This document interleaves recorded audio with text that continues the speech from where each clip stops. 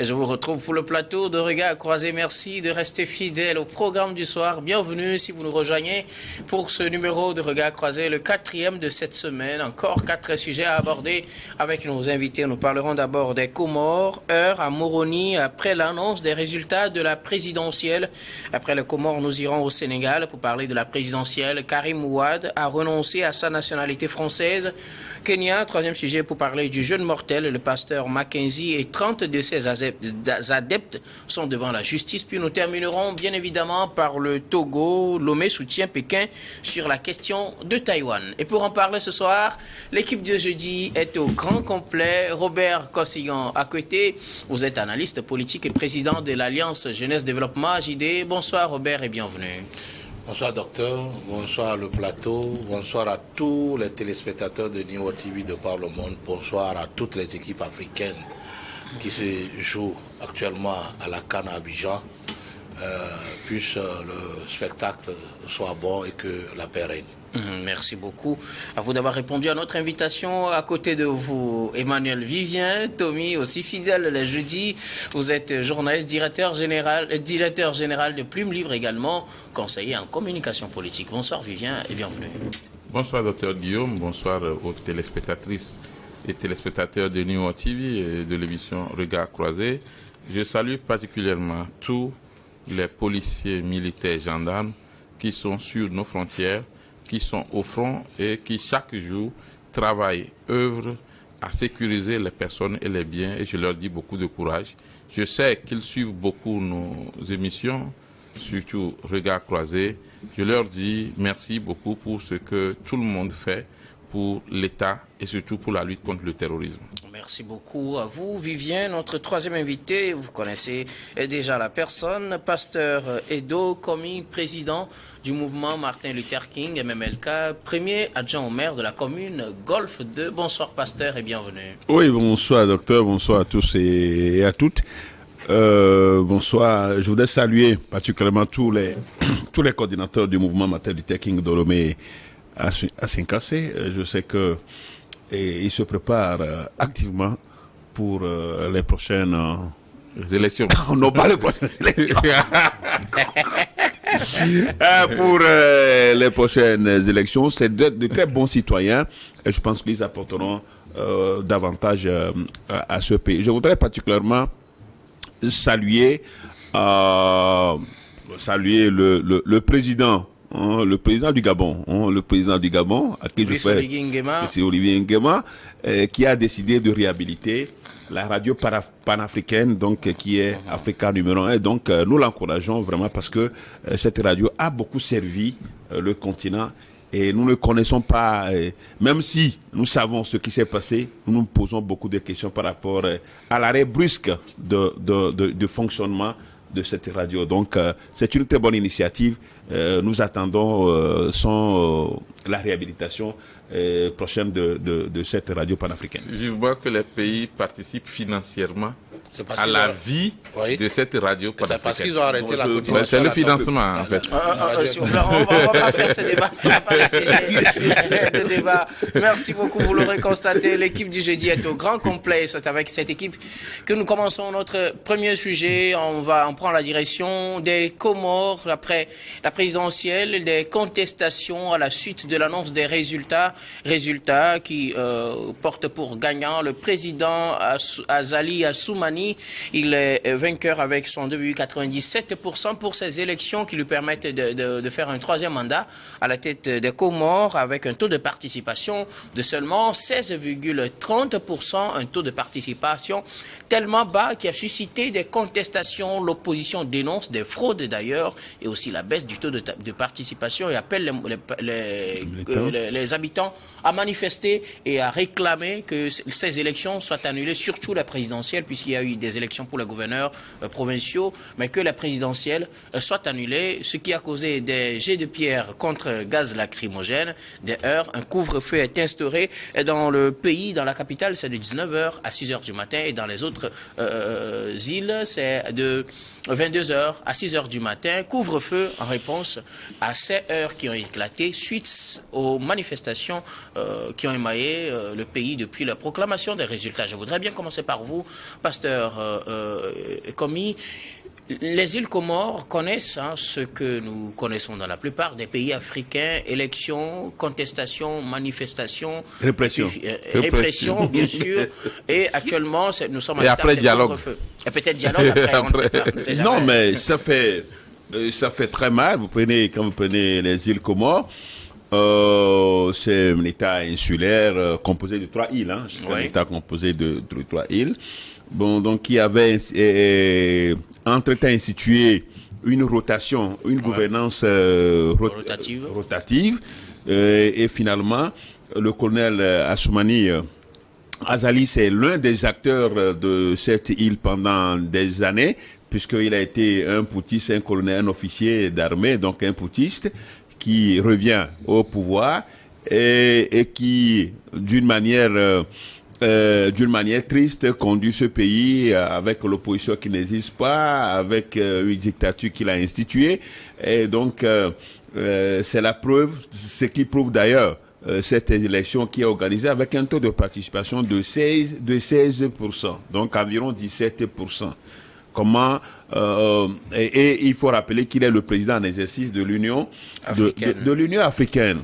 Vous savez, on le dit souvent que les organisations, les élections, l'organisation des élections en Afrique pose toujours problème, et que lui, en le voyant, il aurait même choisi, parce qu'il y a une partie de l'opposition qui n'a pas participé à ces élections. C'est vrai qu'il y a d'autres candidats qui l'ont accompagné à aller à ces élections. Et finalement, eux aussi contestent les résultats. Malheureusement, ils contestent, ce qui veut dire que l'élection a été mal préparée à la base, en amont. Et donc, quand on prépare mal quelque chose, je crois que il ne faut pas attendre une bonne fin. S'il faut le dire, une réussite. Donc, c'est mal préparé, et ça a été toujours comme ça le cas. Les manifestations vont suivre, contestation, manifestation, répression, et c'est le cycle, et ça reprend. Bon, donc, c'est dire quand même que aujourd'hui, il y a une jeunesse vraiment qui se sent concernée par les actions politiques de leur pays. Et en Afrique, les jeunes ne sont plus prêts à accepter des élections organisées de cette manière. Et donc, aujourd'hui, il est proclamé chef d'État sur 16 personnes, donc 16 personnes sur 100 personnes, sur 100. Donc, ce qui veut dire 16%. Donc, si on prend 100 personnes, donc seules 16 personnes ont voté pour lui. On parlait du taux de participation. Bien sûr, le taux de participation. Je parle de taux de participation. Et donc, c'est dire que il est mal élu. Il est mal élu, et les populations ne sont pas d'accord avec lui, parce que les populations ne l'ont pas suivi et n'ont pas voté pour, parce que le mot d'ordre de boycott d'une partie de l'opposition a été largement suivi. Et donc aujourd'hui, on voit ce qui se passe. Mais il est le président de l'Union africaine. Quel exemple il peut donner aux autres? Quel exemple il peut donner, lui, par exemple, à ceux que l'Union africaine appelle les militaires poutistes dans les pays du Sahel. Donc voilà un peu la situation qui se présente aujourd'hui. Les heures ont commencé, et puis tout le pays est sous couvre-feu. Bon, ce qui veut dire que les choses vont mal. Et ces gens-là ont demandé la démission de ce président, et l'opposition réclame la reprise des élections. Bon. Écoutez aussi, quand des pays qui vivent dans la misère, dans la pauvreté, on organise des élections, et il faut reprendre les élections, sachant que les élections ne s'organisent pas. Les élections coûtent cher. Coûtent cher. Ce n'est pas avec la main vide qu'on organise les élections. Il faut organiser les élections avec de l'argent. Et donc, la situation qui prévaut là-bas, bon, comme lui-même, il est le président de l'Union africaine, je crois qu'il aura la baguette magique pour résoudre le problème. Puisqu'il est le chef en exercice pendant un an de l'Afrique, donc il n'a qu'à trouver une solution à un problème, ou bien il va tendre la main à d'autres personnes, à d'autres dirigeants africains de venir le sauver. Donc, c'est la preuve que l'Afrique se porte toujours mal par rapport à l'organisation des élections. Et je voudrais chuter pour dire que si il est possible qu'on institue dans les constitutions que quand on organise des élections dans un pays où le taux de participation est inférieur à 50%, ce qui veut dire que vous êtes mal élu, on ne reprend plus les élections avec vous, mais vous démissionnez parce que vous n'avez pas l'approbation du peuple. Si on le fait comme ça, je crois que les choses vont se voir autrement. Et peut-être il a été honnête parce que lui il a organisé les élections. Ailleurs, les gens gonflent le taux de participation. Les gens on gonfle jusqu'à aller à 80%.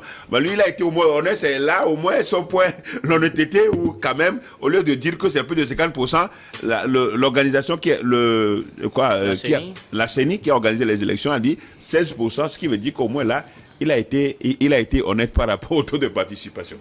Merci beaucoup. À vos pasteurs, ils sont moins d'1 million d'habitants sur ces îles-là, les îles Comores. 340 000 étaient attendus aux urnes. Seulement 189 497 ont voté pour le gouverneur. Et puis 55 258 ont voté pour le président. Une séquence électorale au Togo. Dans certains pays. Effectivement, c'est eux qui ont voté pour le président. Ce taux de participation de 16, presque 17%. Le président s'en sort avec plus de 102% des voix. Robert Kosigan à côté. Mais il est contesté. Vous savez, c'est carrément un recul pour le peuple africain au sud du Sahara qui fait assister ou qui alors étale à la face du monde des difficultés, des difficultés à organiser des élections équitables, transparentes et acceptées par tous. Je pense que si on arrive à ce genre de situation, c'est parce qu'en amont, les préparatifs n'ont pas suivi la règle de l'art. Il n'y avait pas trop de consensus. Et je ne sais pas si c'est son dernier mandat, s'il y a limite du mandat là-bas dans leur constitution ou pas, ça je ne sais pas. Parce que Assoumani, on l'entend parler il y a longtemps. Il y a longtemps. Et comme l'a dit le président Talon, il n'y a pas un métier de président de la République. Il faut quitter les choses avant que les choses ne vous quittent.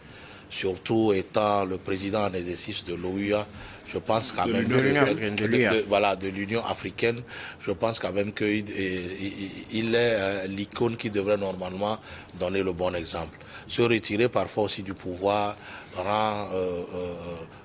démontre peut-être le charisme de la personne et lui donne beaucoup d'honneur.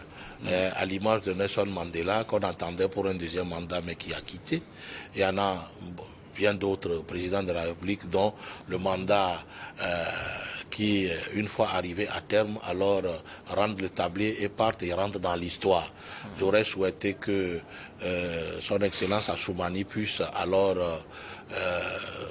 partir par la grande porte que de se laisser peut-être salir l'image par cette situation où il y a moins de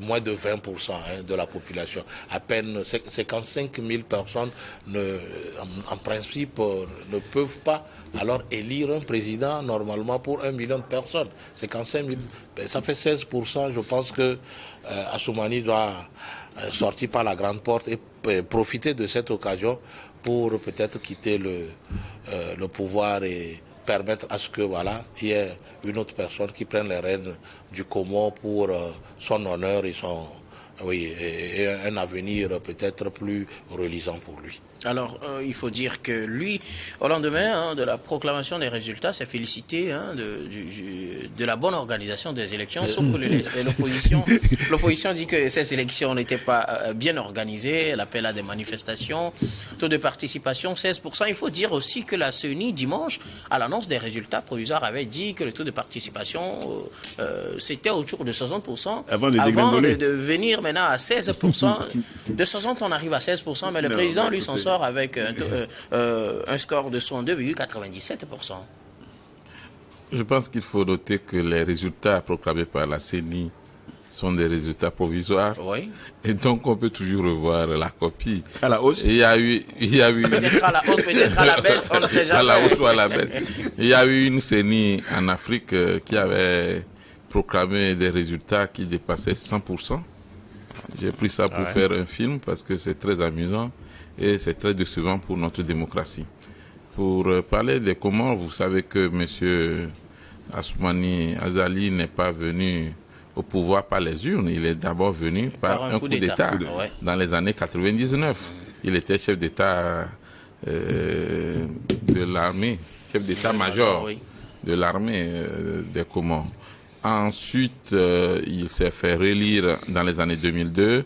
Et après, parce qu'il y avait une entente de rotation, il était obligé de se retirer, mais il est revenu en force. Et je pense qu'à partir de ce qui se passe aujourd'hui dans les îles Comores, il faudrait que l'Union africaine essaie de revoir son fonctionnement. Je veux dire que si un président en exercice doit organiser des élections au cours de son mandat à la tête de l'Union africaine, il vaut mieux ne pas lui donner la présidence de notre institution supranationale. Ça n'a pas de sens parce que vous n'êtes pas sûr que la personne sera réélue. Maintenant, pourquoi vous lui confiez les rênes de l'Union africaine? Non, ils sont sûrs qu'il sera réélu, c'est ça? Non, ça n'a pas de sens. Oui, mais ça on ne peut pas connaître les résultats. Chez eux. On ne peut pas connaître les s'il résultats. part avant le terme de son mandat à l'Union africaine, quelqu'un d'autre le remplace? Non, Descartes dit le bon sens est la chose la mieux partagée au monde. Vous avez un président. Le poste n'est pas attribué au président, mais à des États. Le poste est attribué à l'État, mais ce sera représenté par une personne. Et donc, tant que la personne ne vient pas de remporter les élections, donc n'a pas au moins un an d'exercice à la tête de son pays, il vaut mieux ne pas lui attribuer le poste. Je pense que ça, nous allons défendre ça. Et les autres vont m'aider, on va écrire à l'Union africaine. Ça n'a pas de sens et ça ne nous honore pas. Ça ne nous honore pas du moment où on sait que le mandat du président qu'on veut prendre pour être à la tête de l'Union africaine finit au cours de l'année ou dans l'année qui suit et donc ne pourra pas être président en exercice de l'Union africaine normalement pour les 1 an à venir. Ça n'a pas de sens. Je pense que les experts de l'Union africaine nous suivent beaucoup. Il faut réfléchir à cela, les chefs d'État également, les ministres des Affaires étrangères. Tant qu'un président a des élections à organiser, il ne faudra pas le prendre comme président en exercice de l'Union africaine. C'est une erreur grave. Ensuite, la question des observateurs. Les observateurs, j'ai été observateur, les observateurs, en principe, ne doivent pas souvent mettre de l'huile sur le feu. On n'est pas obligé de dire que c'est rouge quand c'est noir. Ça n'a pas de sens. Quand vous faites ça, généralement, vous on connaît le discours où les élections se sont déroulées dans des conditions normales. Non, des incidents qui ne sont pas de nature à entacher la crédibilité des élections. C'est généralement dans la charte des observateurs, l'Union africaine et les autres. Dans la charte des observateurs, en principe, vous êtes tenu de dire ce que vous avez observé. Mais vous ne faites pas de conclusion. Ça veut dire quoi? Nous avons pu observer les élections dans tel nombre de provinces, de villes, de bureaux de vote. Voici ce que nous avons constaté et voici ce que nous pouvons dire à cette étape. Mais dire que ces irrégularités ou incidents ne sont pas de nature à entacher la crédibilité des élections, c'est une caution pour ceux qui veulent voler, par exemple, les élections. Et c'est très grave. Donc, c'est deux choses qu'on devra contrôler et puis rectifier. Et maintenant, est-ce que M. Azali Assoumani a envie de rentrer dans l'histoire? Non. Bon, lui, ce n'est pas son problème parce que son problème plutôt, c'est de rester au pouvoir pour un longtemps. On a constaté il est reparti pour faire l'agriculture, mais après il est revenu en force pour briguer. Non, il est là jusqu'en 2029. Et apparemment, il ne veut pas vite partir. Quand on se proclame, on est militaire. Je ne dis pas que ceux qui sont militaires ne peuvent jamais être démocrates. Quand on se proclame nouveau démocrate, il faudrait qu'on montre par les actes que on veut vraiment le bien de son pays. Et on est prêt à rentrer dans l'histoire, on est prêt à accepter les vrais résultats. Merci en principe aussi, pour terminer, quand on va à une élection présidentielle et on n'atteint pas 50%, il faudrait qu'on ait le courage de dire de taux de participation. Bon, il faudrait qu'on ait le courage en Afrique de dire, écoutez, cette élection est à revoir, ou au moins de former un gouvernement d'union en tenant compte de la participation de l'opposition parce que vous n'êtes pas bien élu. Au carrément on démissionne. Nous allons marquer la pause, puis on revient juste après pour la suite de cette émission.